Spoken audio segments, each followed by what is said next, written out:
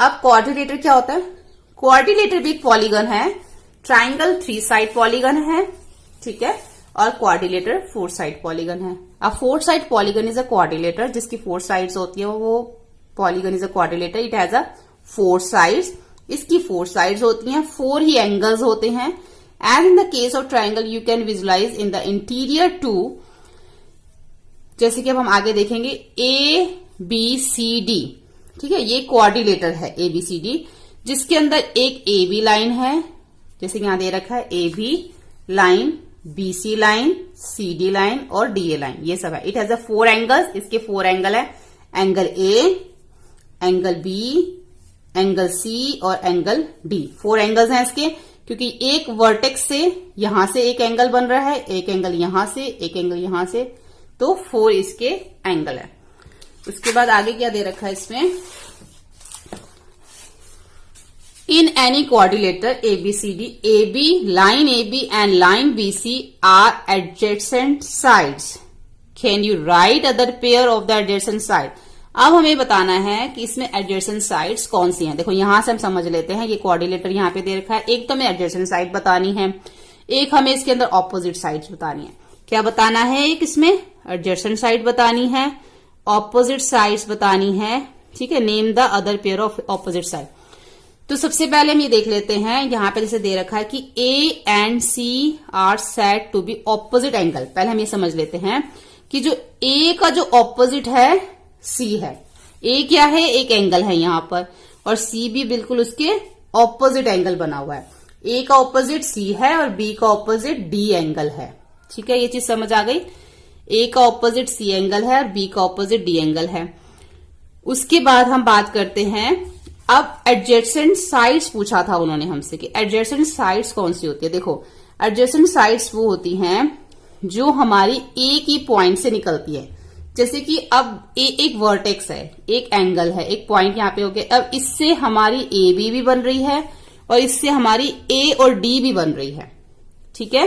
तो AB के adjacent क्या हो गई? AD, ठीक है। AB के एडजेसेंट कौन सी साइड हो गई? AD। अब D से हमारी कौन सी बन रही है? D से हमारी C पे भी जा रही है, D से हमारी A पे भी जा रही है, तो हमारी जो AD के एडजेसेंट हो गई DC, या फिर DC के एडजेसेंट AD लिख सकते हो आप।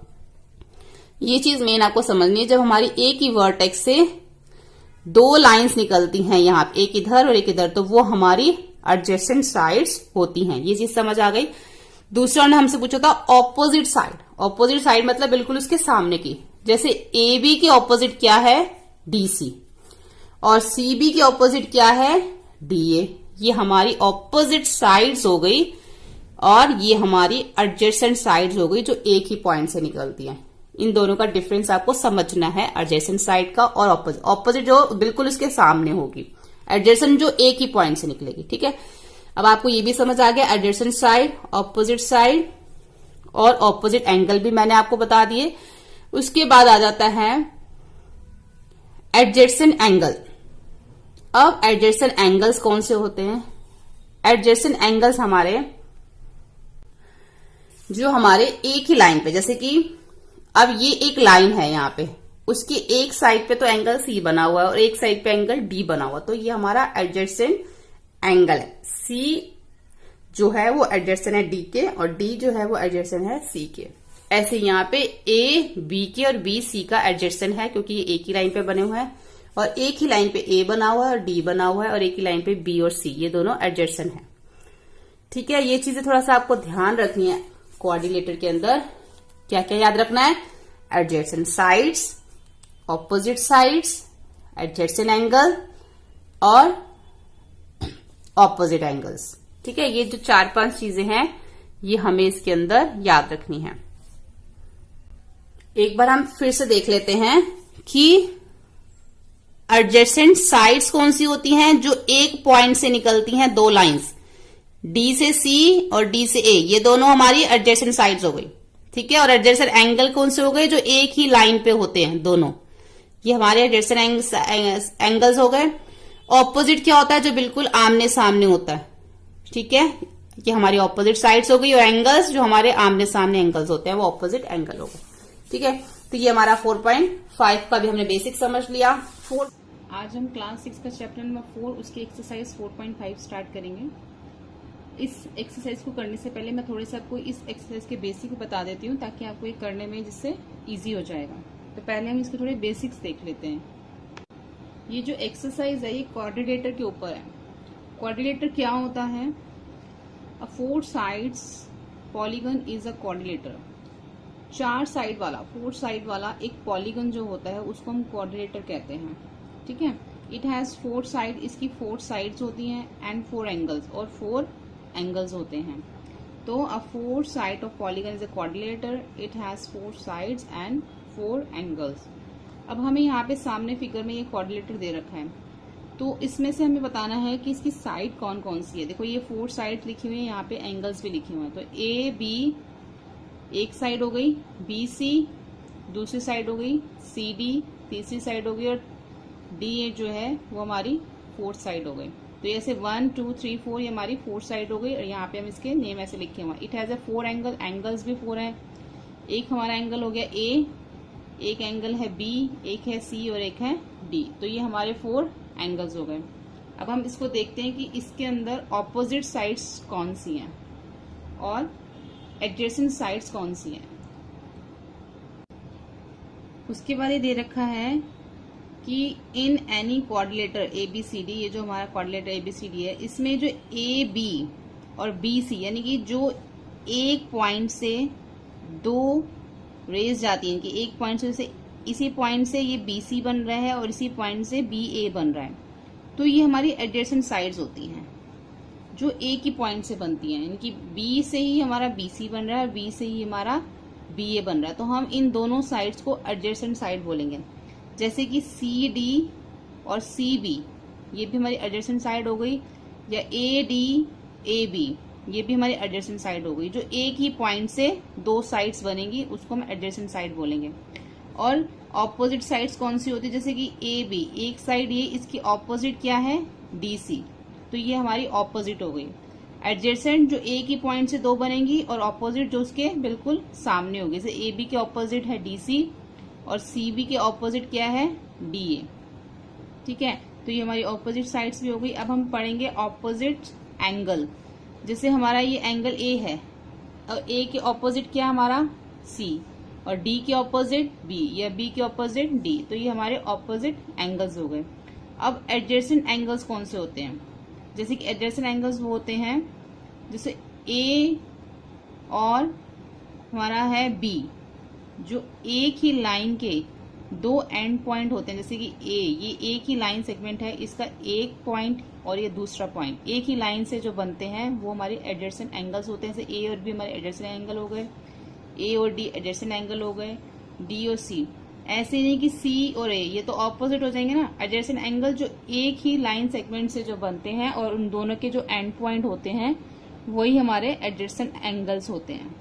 ठीक है, तो अब आपको ये समझ आ गया, इसकी 4 साइड्स पता चल गई कैसे होती है, एंगल्स क्या होते हैं, एडजेसेंट एंगल्स क्या होते हैं, ऑपोजिट एंगल्स क्या होते हैं, ये ऑपोजिट साइड्स क्या होती हैं, एडजेसेंट साइड्स क्या होती हैं। तो जब आपको ये सब चीजें क्लियर हो जाएंगी तो एक्सरसाइज 4.5 करने में आपको इजी हो जाएगा। तो होपफुली आपको ये समझ आ गया होगा। तो हम 4.5 स्टार्ट करते हैं। 4.5 का जो फर्स्ट क्वेश्चन है, draw rough sketch of a quadrilateral. एक हमें रफ स्केच बनाना है क्वाड्रिलेटर का, जिसको हमने नाम देना है PQRS। अब इसके अंदर हमें क्या करना है? Draw its diagonal. उसके अंदर हमें डायगोनल्स बनाने हैं और नेम देम, उनको नाम भी देना है। Is the meeting point of diagonals in the interior और एक्सटीरियर ऑफ द क्वाड्रिलेटर। तो हमें बताना है कि जो डायगोनल्स हमने उसके अंदर बनाए हैं, जो उसका मीटिंग पॉइंट होगा वो इंटीरियर आएगा या एक्सटीरियर आएगा, अंदर आएगा या बाहर आएगा, तो हमें इसमें ये बताना है। तो फर्स्ट क्वेश्चन करते हैं। तो ये फर्स्ट क्वेश्चन का मैंने फिगर बना रखा है और हमें क्वाड्रिलेटर बनाने को बोला था PQRS। तो ये मैंने PQRS एक क्वाड्रिलेटर बनाया हुआ है। उसके बीच में उन्होंने हमें डायगोनल्स बनाने को बोले थे। तो अगर हम इसके अंदर डायगोनल्स बनाते हैं, डायगोनल्स जो होते हैं वो हम ऐसे जो है ऐसे ड्रॉ करते हैं डायगोनल्स।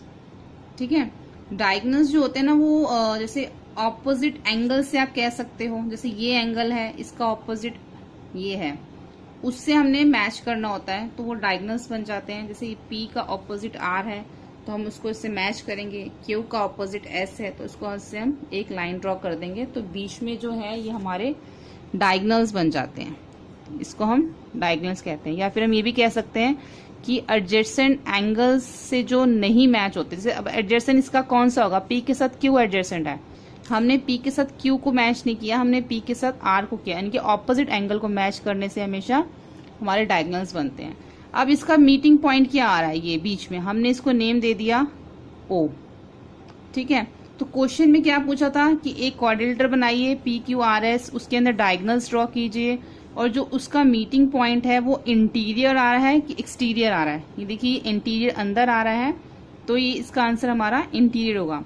मैंने यहाँ पे लिखा हुआ है diagonal PR and diagonal SQ meet at O, वो O पे मीट हो रहे हैं, which is inside the quadrilateral, जो कि क्वाड्रिलेटर के बीच में आ रहा है। क्वेश्चन नंबर 2 देखेंगे अब हम। क्वेश्चन नंबर 2 में ड्रॉ रफ स्केच, हमें एक रफ स्केच करना है क्वाड्रिलेटर का, उसको नेम देना है हमने KLMN स्टेट। उसके बाद वो जो क्वाड्रिलेटर का स्केच बनाने के बाद, उसको नेम देने के बाद, जो हमसे क्वेश्चंस पूछे हैं हमने उनके आंसर बताने हैं। तो यहाँ पे हमने ये फिगर बना रखा है, हमने इसको नेम भी दे रखा है KLMN। अब फर्स्ट उन्होंने क्वेश्चन हमसे क्या पूछा है कि 2 pairs of opposite sides, 2 pair बताने हैं हमें ऑपोजिट साइड के।